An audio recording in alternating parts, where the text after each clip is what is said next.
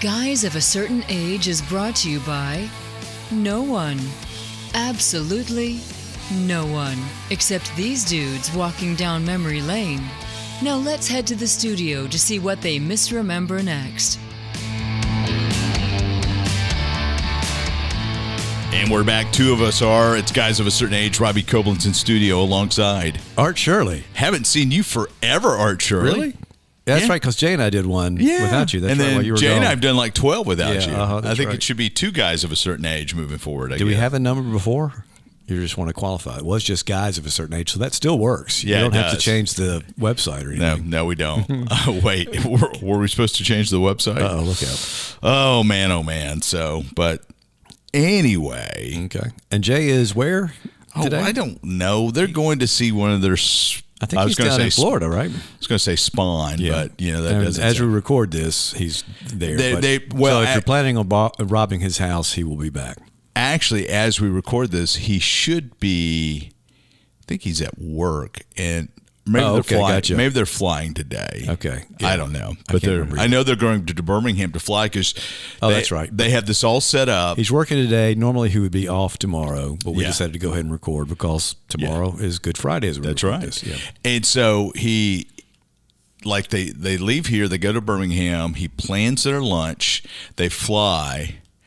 It's a direct flight down to where Jacob lives. And then they fly out Monday morning, and then they have another lunch in Birmingham that he plans out. Another lunch in Birmingham that he plans out. Yeah. Okay. I mean, he is Mr. Foodie. I mean, I love food, but he is Mr. Foodie. He is. It's pretty amazing.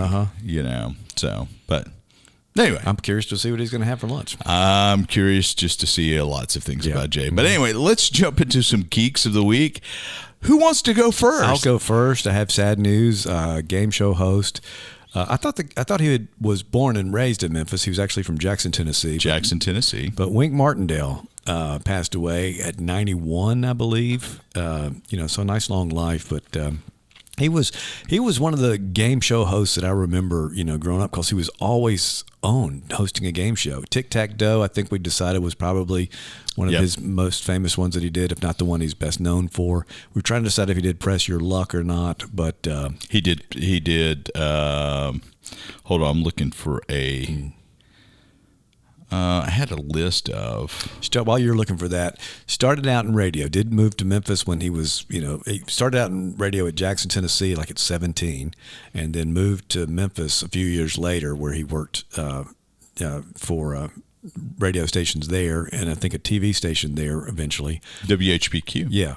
And then got moved out to Los Angeles and found out that Alan Ludden, who was the host of Password, only had to work 2 days of the week, and they would shoot 5 shows worth each day. So they shot 10 shows a week, worked 2 days a week, and then had the rest of the week off. And he said, I want to do that. So he got his agent to start looking for game show host opportunities, and the rest is history.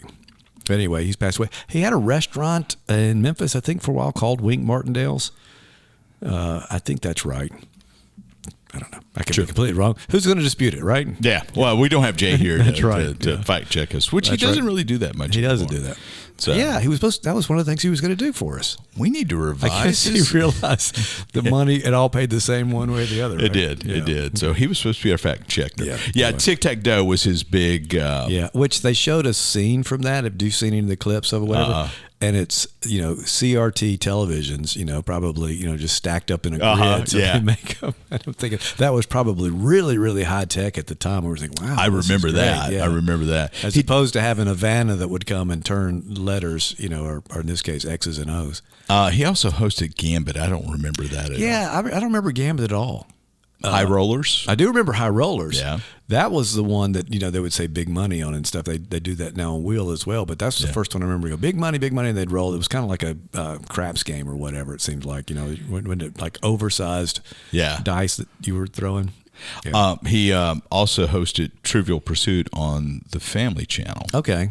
So when the Family Channel in the early 90s Yeah. was trying to get more game show family friendly stuff, he was, I And think it he was probably in response to Who Wants to Be a Millionaire too, right? Or no, did it this come is from before. It This came is before. Okay. Yeah.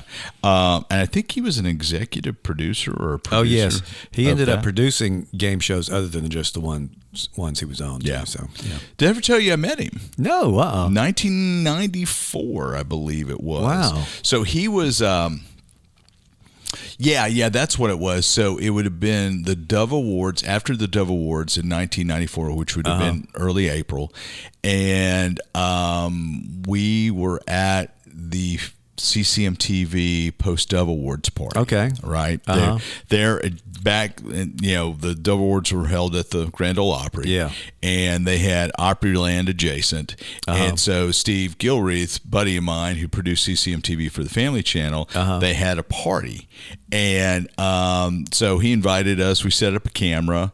So I have Wink Martindale doing liners for our Christian music video show, Believe. That's cool. And because he was involved with the Family Channel at this point. Yeah. And so anyway, kind of cool. That's pretty cool. That's very cool. So, yeah. And for those who want to know, Wink, he had a childhood friend. His actual name is Winston, and he had a childhood friend who couldn't pronounce it and called him Winky. Ended up calling him Winky, and that stuck and later became just Wink. So that's a perfect name. I mean, it sounds like a name he just created for the thing. But Wink Martindale went to Memphis State. Yes. Did he graduate from Memphis State? So he graduated with a BS in 1957. Okay. Guess what fraternity he was a member of? I don't know which one. He was a Kappa Sig. Was he really? Okay. Yeah, kind of fits. Just kind of fits. So, but he when he got into radio, according to Wikipedia, in it would have been 1950. He was earning a whopping $25 a week. Wow. Big money back Glad then. to have it. Yeah, no kidding. Yeah. So, but yeah, Wink Martindale. That's pretty sad. You also have another obit, sort of, kind of. You said you've canceled something recently. Oh yeah. I had something else to mention. Yeah. Yes. DC Universe. We've talked about it before. It's been a long time since we've talked about it. But now, and I kind of forget I have it. Every once in a while, and I'll go. They're glad that you do. Yeah, that's right. But anyway, there was my renewal was coming back up, and I just thought, man, I never look at this like I should. I mean, it was I always enjoyed it when I would use it, but it's just been months since I've even looked at something on it, and months before that, since I did it again. So I decided to go ahead and cancel it, and in favor of Kindle Unlimited, which I've had before, and I really like it, and I think I'm more likely to download either Kindle books, audiobooks, or there are comic books that you could download from Kindle. Yeah. The other thing, too, is if I really decide I want to do a comic book subscription service again, I'll probably go to Comixology Unlimited. Yeah. There's some crossover with Kindle Unlimited, but with Comixology, you get just about everything. Plus, you get not just DC, but you get Marvel, DC. Because Comixology is owned Dynamite. owned by is Amazon now. Yeah. It was originally not. I always had a Comixology. In fact, I've got my Jack Quasar books are on Comixology, but now on Kindle. So So I found a issue of Jack Quasar that you gave. One Jay of the two. Yeah. Well, yeah, it's a thought that counts, right? I'm gonna have AI do the next one, I think. So I need to get a backer, backer card for backer card in a bag for it. Yeah. I don't know if I've got any at the house. Yeah, so mine are not, and those are just randomly so on the shelf. Ended up with a stack of about 60, 70 comic books from a friend that was in their mom's closet. Yeah. So there's some okay stuff in there, and there's some stuff that would be not so okay. So from a value standpoint, but anyway. But yeah, DC Deathwatch, I think final entry here now. It's DC Universe is no longer being subscribed to by me. Yeah, we'll see if it folds up completely after this. But Art's gone. We've lost the American people, just like Nixon said about when Cronkite. That's right, Walter Cronkite. When they first had. When they first came out, there were television shows on there, the movies and stuff, which moved to Max and are now gone. So there was a lot more to it than just comic books. But anyway, so. I'm listening to a podcast called Devil in the Deep Blue Sea. Oh. Okay. Produced by Christianity Today about the satanic panic of the 70s and 80s. Oh, yeah. You know, Kiss and all that. Kiss, Dungeons and Dragons. Oh, yeah. You know, the whole kit and caboodle. We should do an episode That would be a good one. You Yeah. know, and how, I mean, one of the things they said is, you know, fantasy was suspect back then. Yes. Because, Yeah. you know, who know? I mean, if they Cult only, and, you know. yeah. But C.S. Lewis, who was a very prolific fantasy and science fiction author, he got a pass on his fantasy stuff with Narnia and the Prolanda, That Hideous Strength, the Outer Space trilogy he did. But J.R. Tolkien, who didn't write nearly as many in defense of Christendom type books, he didn't write any that I know of, always was kind of suspect with Lord of the Rings. And it was pretty interesting. That might be an interesting subject to bring up. So good. since we kind of lived through the satanic panic, and as they call it. Anyway, my geek of the week is something that Jay would love because it would involve travel. Universal Studios Hollywood is doing their Fan Fest nights, and see if I can get it to reload. I'll tell you what the dates of those. Fan Fest nights are from April 25th to May 18th. They're select nights at the park after the park closes, and they have created special events. One of them, which there's a Dungeons and Dragons event. There's a the Umbrella Academy, I think they've got an event there. But the thing you and I would be most interested in is the Star Trek Red Alert experience. Yeah, so what is that? So basically, you never did the Star Trek experience at the Las Vegas Hilton, did you? No, I didn't. So basically, it's a ride where you beam onto you beamed onto the deck of the Enterprise, the Borg attack, you're ushered through, then you end up, coming out on Quark's bar, you know, which was there.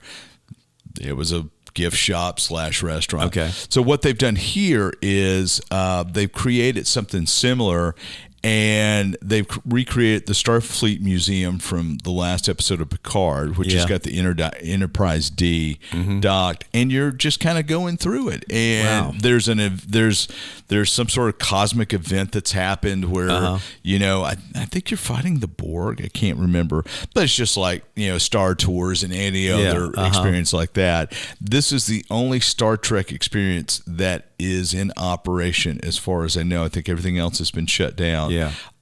So you can get tickets now at Universal Hollywood. Don't know how much they are. Let's see how much they are. And that's where it is, Universal Hollywood. Yeah, Universal Studios. Studios. So there's not one in Universal Orlando. It's just Hollywood. Okay. Yeah. Let's see how much tickets for this event are. Oh, come on, little iPad. You can load. I believe in you. Speaking of subscription services and Comixology and Kindle, do you ever do anything with Humble Bundle? You know what I'm talking about? Yes. Wait, okay, tell me. Maybe. Well. Anyway, what they it's take a software subscription, right? Well, sort of, kind of, but not really. It is. Let's see how much the general admission is $74. If you want an Express Unlimited, which gets you for just the nighttime stuff, it's $203. Yeah. So not but bad. Don't they bundle different? It's not. They'll do software. They'll do comic books. They'll do books or whatnot. Because I bought a bunch of Blender add-ons, which I'm still not even loaded, but it was like $400 worth of Blender add-ons for like $20. Yeah. And so I got them, and I may not use any of them. I mean, may not use very many of them, but just got it anyway. But it was a Humble Bundle. Well, I like Humble Bundle a lot, and it's going to be expired by the time you listen to this. But like I just bought the Dragonlance Cycle. Oh, yeah. Like how many books is it? It's like 24 books for like $20. Okay. So starting with Dragons of Autumn Twilight, which was the original Tracy Weiss.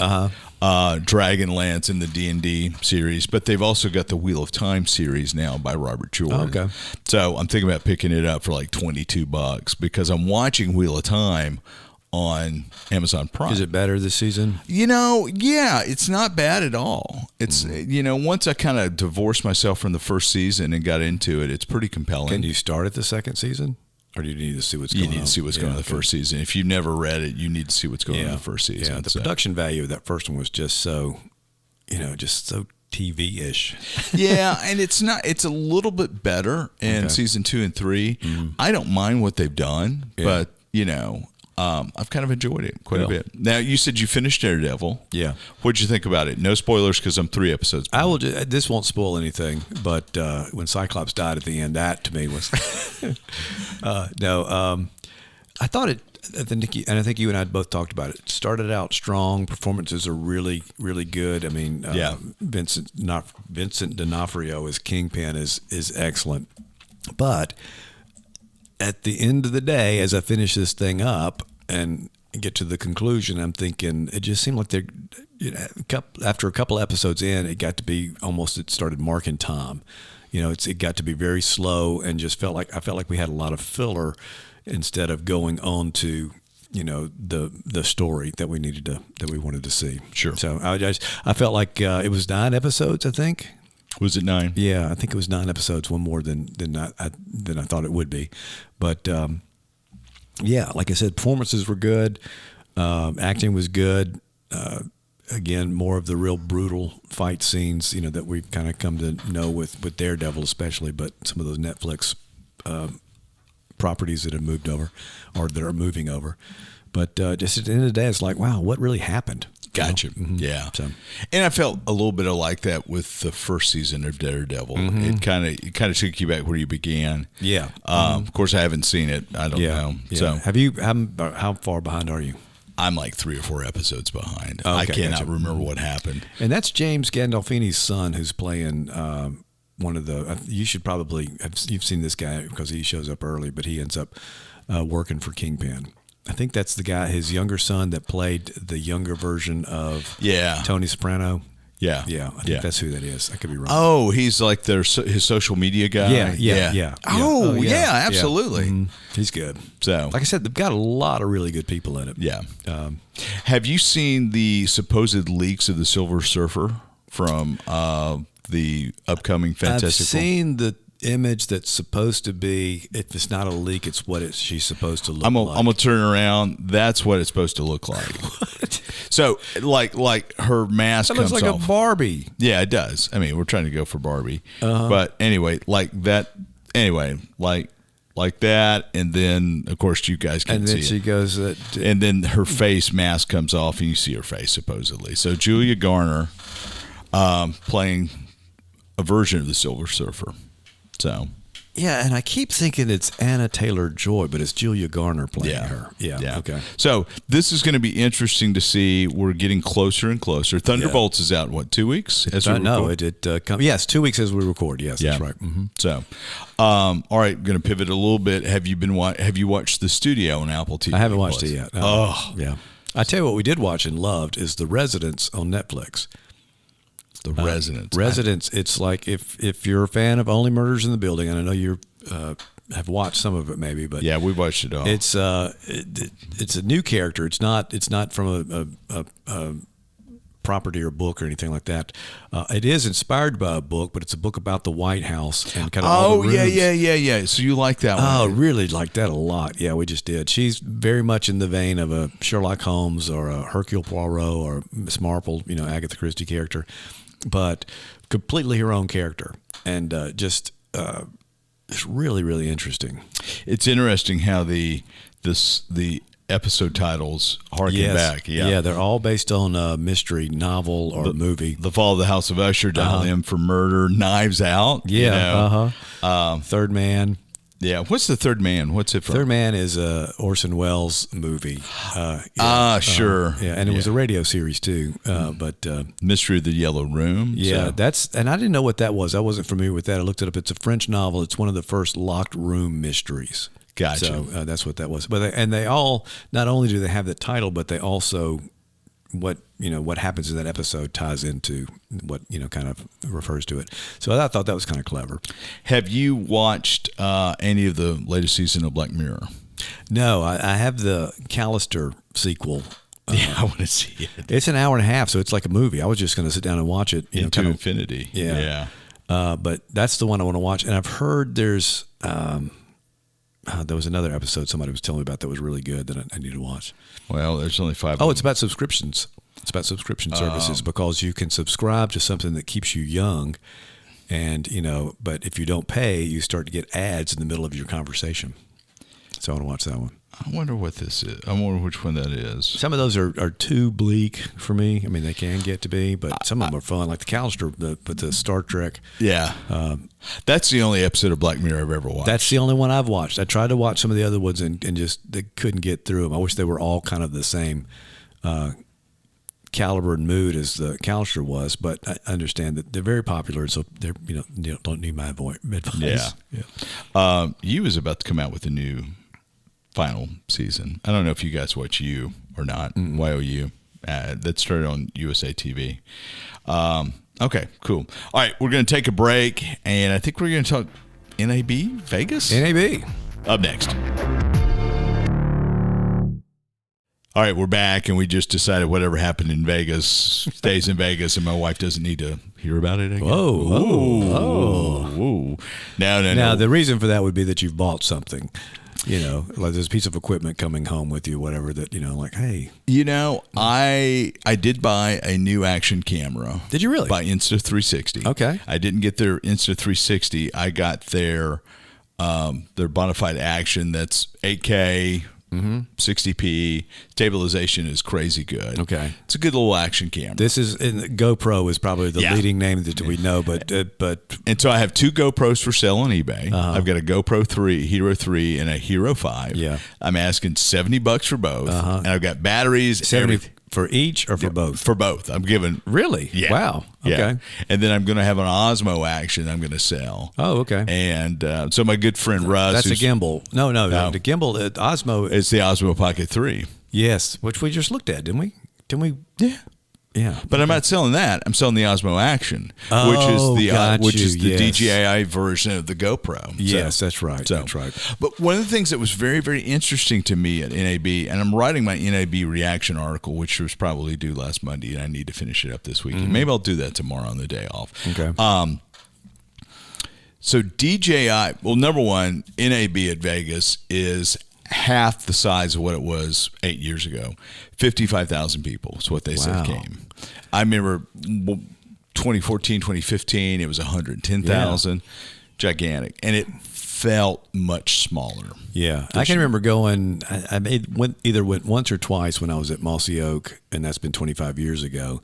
And it was a huge thing at that point, It's like going to Disney World. It really was so exciting. I mean, I remember the first time I went to NAB, the night before the show floor opened, I kind of couldn't sleep. I mean, it's definitely kid in a candy store kind of thing. Yeah. And it's just, so is that COVID, or do you think it's kind of economy? It's more like an adult in an insulin shop now. Yeah. Okay. So I think it's a variety of things. The change of pace, the exponential change in technology has slowed down in this field. Yeah. Number one. Number two, even pre-COVID, folks were releasing things online a week before. Because if you recall, back in the old days, 4 years ago, NAB started on a Monday, went through a Thursday. Now it starts on a Sunday morning at 10 a.m. It's when the show floor opens, goes through Wednesday. What they tried to do was to make a big day on Wednesday so that they could try to get West Coast folks to drive or fly over from LA and do the whole kit and caboodle. So, it's changed in that regard. Hold on, let me text this. Mom has small group. I'm sure everybody wants to know that. Congratulations to my son David, who does not listen to this podcast. He passed all 5 of his comps for his masters. Nice, that's very good. That's awesome. I just realized, and nobody in my family listens to this, but I'm about to be the least educated person in my family. So, wow, yeah, because Bonnie has a master's. David's about to have a master's. Mark's going for his MBA. So I'm going to be the dummy. You're the only one without a postgraduate degree. Yeah, that's right. But I'm also the one with the multiple corporations. Yeah, I was going to say, you'll be the least degreed. But, other than that. That's the way it goes. Uh-huh. So, folks are releasing stuff the week before NAB online. Blackmagic Design does that. Back when you and I were going to Vegas for NAB, and even 4 or 5 years ago, everybody would hold their announcements to the morning of. Right. That doesn't now happen. They're doing it, yeah. Mm-hmm. So, and it was an incremental show, for lack of a better turn of phrase. There wasn't anything there. The products were all in a incremental stage of development as opposed to some brand new thing coming out. Is that what you mean? Yeah. The other thing is you had some camera manufacturers there. Panasonic had a booth, much smaller. JVC was not there. JVC does not really manufacture cameras. Wow. In this space anymore, which is nuts. So when you say in this space, you're talking about professional broadcasting space. So that's the thing I was wondering. Has the prosumer or just the amateur consumer that are out there doing things like, podcasting, video podcastings, or, doing things, that's where the markets move to? That part of it is, also a lot of the markets move to what you've got in your hand. Yeah, the phone. The phone. And so Canon was there. They had their mirrorless cameras. Sony was there. They had their Alpha series of cameras, their A7, whatever. Nikon was there. Yeah. So that space was there. But, there just wasn't. Yeah. And everybody had cheap prime lenses, which was kind of interesting to me. It used to be prime lenses for $4,000 or $5,000 a piece, and there were 3 or 4 brands. Now everybody's got a prime lens, and all this stuff's coming out of Southeast Asia, and the optics look great. The housing, so you had that. Blackmagic Design had a couple of new switchers, so they've got basically ATEM ISO Extreme Mark II, which has like 3 HDMI outs and can record and do all kinds of stuff. What resolution is it supporting? It's still in HD. Full HD? It's still full HD. That looked interesting, but again, incremental stuff. There was not a... Blackmagic showed their new Pixis 12K camera for $5,500, which looks pretty amazing. Doesn't have neutral density filters built in, which to me is kind of the thing that you've got to do. But anyway, all that to say this, nothing really blew my socks off. Yeah, there was a piece of software I liked called Simwai or something like, that was a browser for video and photo. One of the things that was really cool to me is it could actually look inside a Premiere Project file and see what bins are in it. Wow. Which was kind of cool. Was Adobe there? Adobe was there, had a huge booth as usual. Okay. But Adobe is more incremental than anything, Oh yeah. They haven't had it's just you're subscribed to the Creative Suite, Creative Cloud. Yeah. So you're not. You're just kind of locked in. They've got a built-in consumer base. One of the things with Adobe that they're about to do is, do you use any of their generative AI stuff? No, I haven't. Like Phil, anything like that. I've got the not latest, Phil who works for you, but I've got it. Actually, Phil's the one that's used it, but I've got the latest version at home. But my version at work is several generations old already. Yeah. So I keep meaning to go and try it out at home and see what it'll do. I've played around with it before, but just not recently. So apparently Adobe is losing a lot of money on generative AI from a standpoint of it's costing them processing power. Yes. And so it's going to go to a credit base. Yes, I did see that. So if you want to do this, it's going to cost you 2 credits or a credit or 3 you credits. Get so many credits a month as part of your subscription. And so they want you to buy credits for AI. So, and it's going to be interesting. I think if you want to short Adobe stock, that's the time to do it. Is when they announce that, because their stock's going to drop. I think it might. Who knows? Adobe they've got great products, but they are such a huge company now. And I tell you, we've had this conversation. We use Adobe products. I've used Adobe products, forever and love them.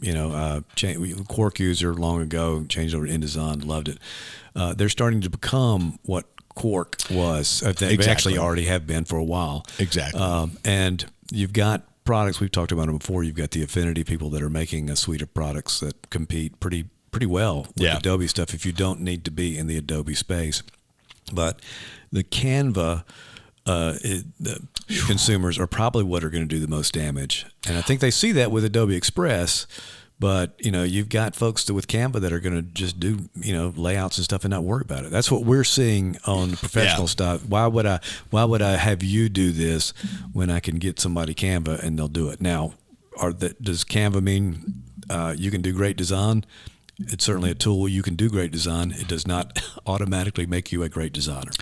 I will tell you, somebody sent me something. They took a photo I shot, a headshot, and they used Canva to knock the background out. Yes, and it does a great job. It does an amazing job of background removal. I mean, it's weird because, we'll have people knock a background out in Canva and send us the thing. We'll try to do it the same way with Adobe, with Photoshop, and it doesn't do as well. It's not and as it's good. Weird to me that it doesn't. I mean, even selecting the background knockout thing on the iPhone seems to work better, natively than Adobe does, than Photoshop does.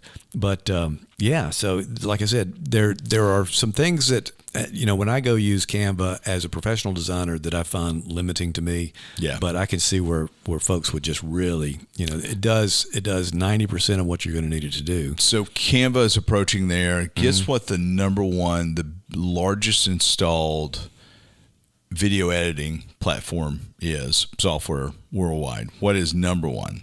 You think Premiere? Do you think Final Cut? No, it's something that's like that.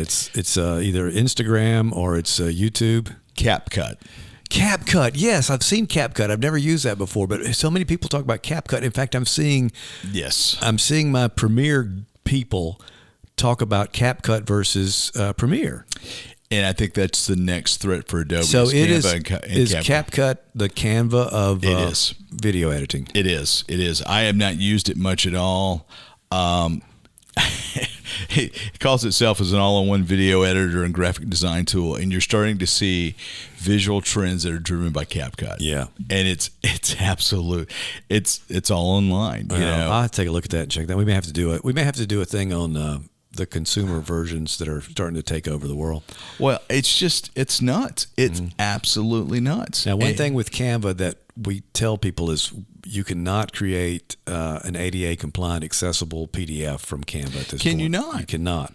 And that's a real drawback. If we could do that, we would try to encourage people to go ahead and do it rather than using something else to do it. But and you can't do it from Adobe Express either.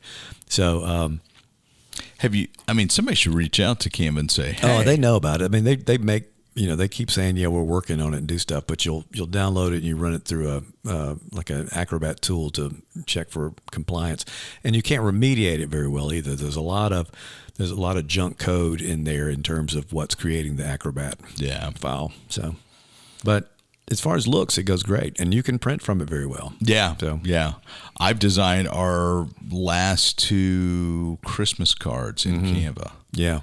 Yeah, it's nuts. Yeah. But CapCut's.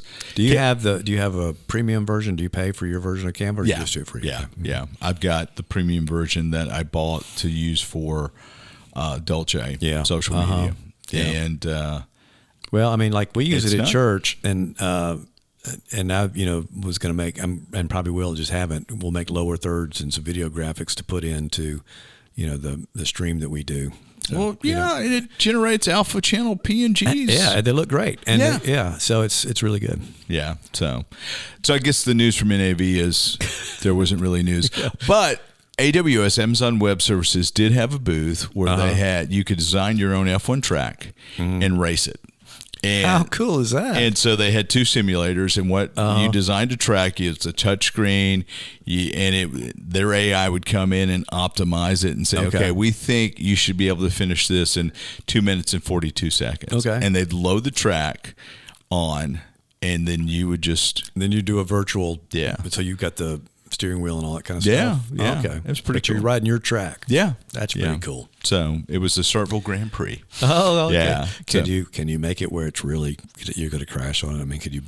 So I did crash. Okay, Yeah. I ended up upside down a couple times. The Okay. simulator didn't, but you had some tactic feedback, and it didn't like what I was doing. Oh, So, okay, that's interesting. but it was fun. It was Yeah. fun. So That would be pretty cool. what you can do with AI is just crazy. Yeah, it is. So, but Like this show has been completely generated with AI. Yeah. well, I don't know if we'd go as far as saying it's We didn't have enough intelligent. credits to do Jay, so That's right. Our credits ran out. Maybe we can that's get right. Jay next That's week. right. So, all right, we're going to call it a day. Thanks for joining us. See you next time around.